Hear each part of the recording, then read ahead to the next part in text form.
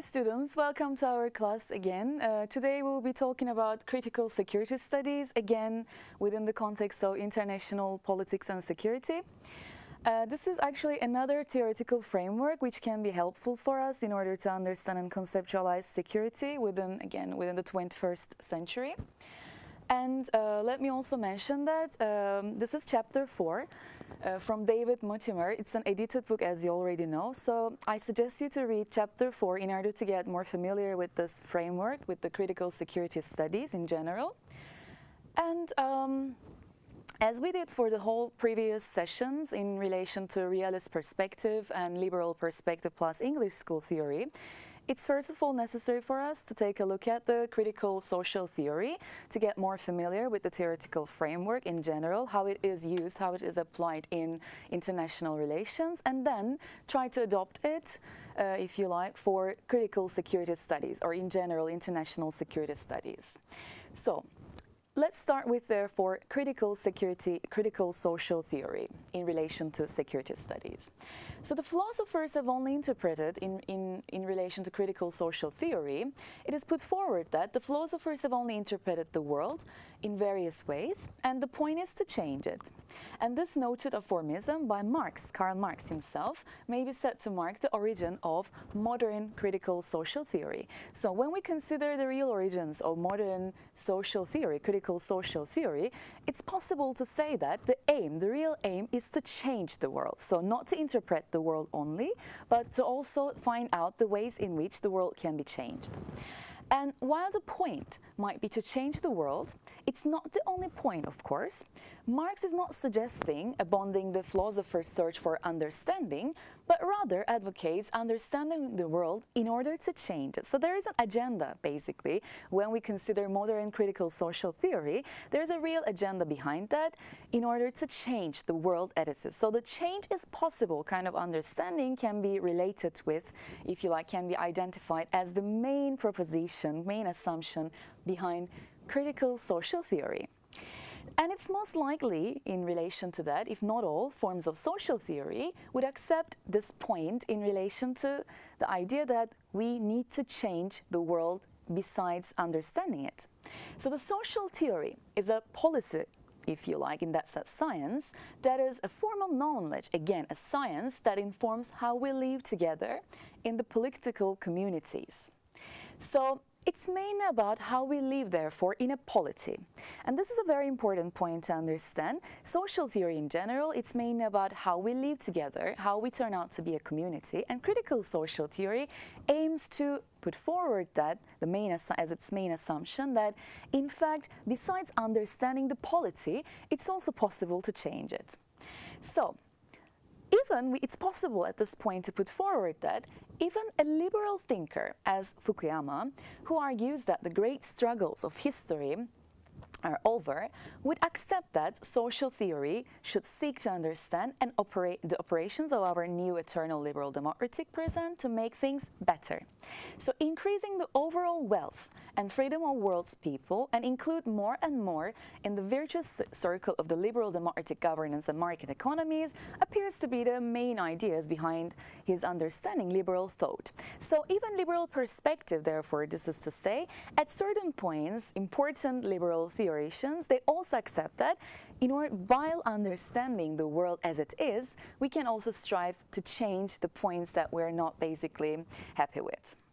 So in relation to further, when we take a look at further the critical social theory, it's possible to say that social critique assumes that there are fundamental features of the world as we find it is which should be changed, actually. And the job of the theory in that respect is to identify and interpret those features for the purpose of animating their change. So I would say that if you like to note at this point, I think we should take a moment to make sure that we put the enough necessary emphasis on the notion of change. So with regard to critical, therefore, social theory, the most important concept that we have to note is the idea of the possibility of change besides interpreting, exploring, and understanding the community that we find ourselves in. So in other words, we can call it the polity. So all this notion, if you like, this significant, very, very important notion with regard to critical social theory would lead us to understand another very important related notion, which appears to be as emancipation. So critical theories, they seek to make changes to the fundamental social organization of the present. So the feature social organizations frees those presently oppressed by the oppression of the world as we find it. So this freeing of the oppressed is termed as emancipation and is central to the politics of the social critic and critical social theory in that respect. And the orientation of politics towards the feature improvement in social life is why this form of politics is sometimes termed as progressive. So emancipation, progressive, the idea of being progressive are quite therefore related with critical social theory in that respect. So, at this point, we can pose, I guess, and ask a very significant and related question with regard to what we have said about critical social theory so far. So, what then are the fundamentals of society that require change to produce a progressive politics? So, what we need, therefore, what are the fundamentals of society with regard to this progressive politics? Marx, of course, has a very, very important related answer to that. His answer was that society is fundamentally about the production of essentials of life.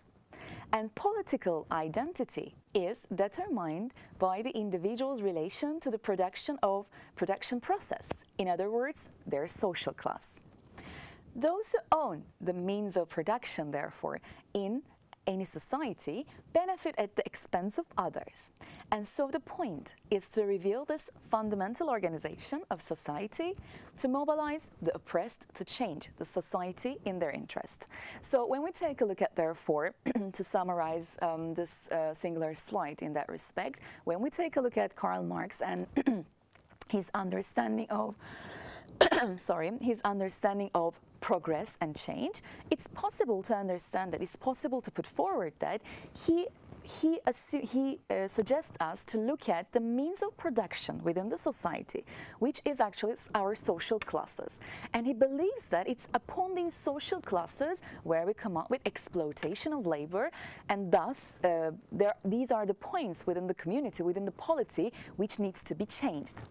And he suggests us that by looking at classes and by analyzing classes, it's possible to come up with, if you like, it's possible to understand the fundamentals of society and the points that we can come up with, the ideas which would lead us, guide us to understand which points needs to be changed. Of course, this was Karl Marx's understanding, if you like, about the fundamentals of society and the points that we should have progressed, so to say, in political terms. We would say that, what if society, we would ask a further question. However, what if society is not fundamentally about production in the way Marx suggests?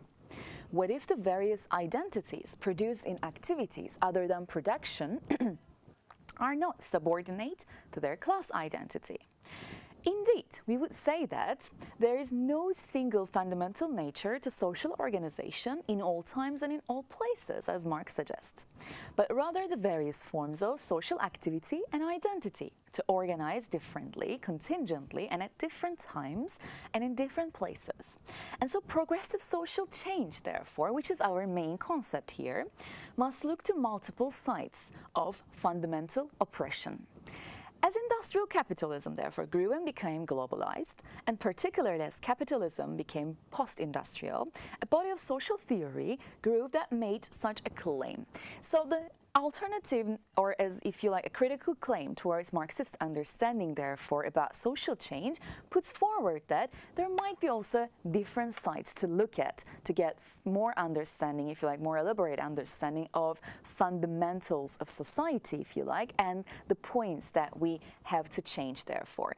I think in this slide, the most important point to grasp is the idea that at different times, in different places, a progressive social change can reside on multiple sides of fundamental oppression. So we need to understand, therefore, we need to analyze what are these multiple sites where we need to look to find out, if you like, such fundamental, or in other words, systemic oppressions to change. And please always keep in mind, while understanding critical social, if you like, theory or critical security studies, the main idea is always the idea of change, and the main idea is always this fundamental systemic oppressions and where we should look at to find out, to discover them, and how we can tackle, how we can change this fundamental systemic oppressions. All these points are, so to say, the main ideas behind, if you like, behind the endeavor of critical security studies and, in more particular terms, critical social theory. So let's take a look at, after this, so to say, brief introduction about critical social theory, let's take a look at the broad scope of critical social theory and its primary lines of division. So those who follow Marxist theory of a fundamentally class-based analysis, class-based society in terms of the place that we have to look for systemic oppressions, they are found on the side of this division. This stream is often termed German, in that Marx and a good number of those that followed him were either German or based in Germany, and most notably that was in the 20th century, a group of theorists gathered in Frankfurt who coined the term critical theory. So when you hear, therefore, the Frankfurt School, or in other words, if you like, a more Marxist tradition, I guess you need to definitely, until after this moment, after this introduction, you may directly think that they are basically termed as critical theory, and they actually stem from a more Marxist understanding. What makes them Marxist? The idea that we need to take a look at class-based society, because class analysis would guide us, would lead us to discover fundamental oppression within the polity, within the community, and this would at the same time guide us for change. So this is what makes them Marxist in that respect. On the other side, there are those who argue that class and production are not fundamental at all the time. The second stream is often termed as French for the influence of a number of French thinkers in a tradition also usually labeled post-structural. Foremost among these are Derrida, Foucault, and Baudrillard. So these guys are considered to be as these, if you like, philosophers and theoreticians. They are considered to be as French. They are French, if you like, tradition, and they have this French influence. Therefore, in terms of criticizing at certain points, more of a German Frankfurt tradition. So, when we consider, we will elaborate on this at the upcoming, of course, slides. So, when therefore it's possible to say that we need to explore how critical social theory has turned on the questions of international security to forge a field of study generally termed as critical security studies. So far we made therefore an elaboration on critical social theory in general. We also laid down the differences, so to say, between within the critical social theory. And of course, our main focus, we shouldn't lose our main focus, it's security studies. So we need to understand how critical social theory is adopted, so to say, or attempts to explain and explore, provide us explanatory factors and concepts to understand security, international security. So therefore, at this point, it's time to introduce critical security studies. And we will see within this traditional critical security studies, this critical social theory is applied to explore security challenges, security threats, referent objects, so to say, from a different perspective, quite different perspective from previous mainstream understanding of international security studies, which are, of course, liberalism and realism. So the origins, when we take a look, therefore, the origins of critical security studies, we would say that security studies, they traditionally was more of a policy science. And it was concerned with interpreting the world of military strategy. We are talking about here mainstream security studies, not the critical one. So the main idea behind the security studies, because it's always helpful to compare them before we move on to understand critical security studies. So when we trace back, when we turn back and remember what we have said so far about security studies, I think we should definitely note again that security studies in their nature, they are actually they aim to be a policy science. And their main concern is, of course, with interpreting the world of military strategy, but not to change in a way, it fundamentally. And to make it better on its own terms by coming up the ways in which we can tackle with, if you like, we can avoid and tackle with the problem of, if you like, military security threats. So when therefore we consider security studies, therefore from that perspective, it's so simple to narrow it down and to summarize it in terms of military security strategies, if you like, threats against national security, if you like, in that term, to state, so to say. And of course, the main idea, quite different from critical social theory or critical security studies, in security studies, mainstream security studies, the idea is not to change it fundamentally, but to find out the ways in which, how we can make it better, basically, how we can avoid, if you like, such threats against our national security or threats against state. So that's the main referent object in that regard. And this makes it more of a policy science. So it's actually possible when we try to analyze security studies in retrospect, and I think this part would definitely help us to put things in context, what we have said so far. Security studies, they grew along, when we try to contextualize it, it's possible to say that they grew along with the nuclear age, actually, searching for ways of preventing any possibility of nuclear war, if possible, and of course, winning it if necessary. So nuclear threat was actually the main threat which was perceived, of course, mostly during the Cold War era. And it's possible to say that security studies, they grew alongside, if you like, this nuclear threat. So it was, so to say, if you like, an area of study which grew really within the Cold War context in that regard. So the main threat, therefore, which was perceived by security studies, mainstream security studies, was the risk of possibility or the threat of nuclear war. Well, the Cold War ends, and the context, of course, transformed fundamentally, and this influenced security studies, the outlook and the context of, if you like, security studies as well. So providing direct policy advice to those in control of states, militaries, particularly to the nuclear-armed militaries, was very much of the part of security studies' understanding of its purpose within the Cold War. But by the late 80s, Gorbachev was making a raft of changes to Soviet policy, both domestic and foreign changes, including offering truly significant nuclear arms reductions. And this led to, of course, the end of the Cold War, and with the dissolution of the Soviet Union. So the end of the Cold War opened what has been termed a thinking space in the study of global security. Don't forget that in this part, we are trying to understand, we are trying to trace, if you like, map out the historical development background of critical security studies. Of course, critical social theory was already there. Nevertheless, the adoption of critical social theory with its main division lines, if you like, in itself, like Frankfurt School and more, so to say, French tradition, the adoption of these ideas to security studies came into being really with the end of the Cold War. And that was possible, basically. What made it possible was really the changing atmosphere, the changing security environment, so to say, within the international system. So it led us to, if you like, to sit down, and it provided us a thinking space to consider again what are the real security threats, consider again at first, and of course, what are the values that we want to maintain within that perspective. So our referent objects shifted, so to say, with the end of the Cold War.